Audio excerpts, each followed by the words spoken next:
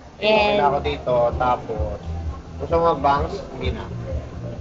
lazy na ako. Hindi na, okay.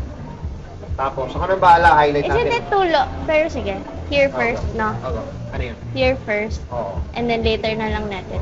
Okay. Kasi pag na-cut mo, check mo. If you want, you can go. Ay, a little bit. Wala problema. Okay. Same brown, Same. tapos with highlight ng blue.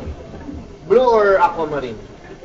Which is better? Aquamarine. What's this one? The one I showed you. Medyo lamang ang blue dyan. Aquamarine kasi may green ang konti.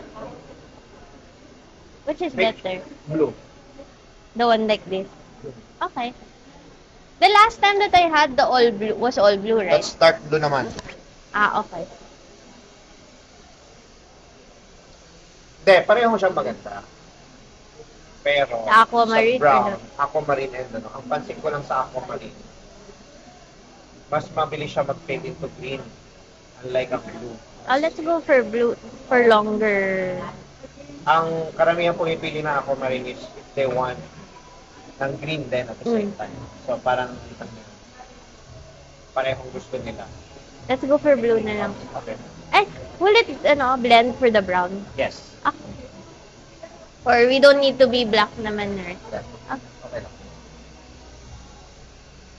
Sige, okay na. Lupitan ko muna. Ganong patindi. Walang walang blower, natural lang. Okay ba? Blue highlight with brown base. Pero tinabahan natin yung highlight para chubby highlight. Para lang kita. Ang ganda oh. Kabilang angle. Ito mo. Oh, kabilang angle. Pindutin mo yung gitna para luminaw yung ganun lang.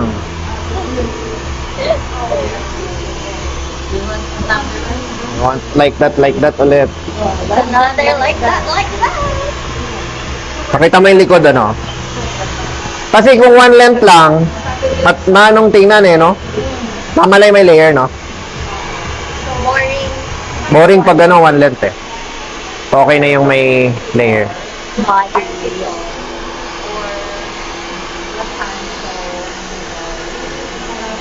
Okay.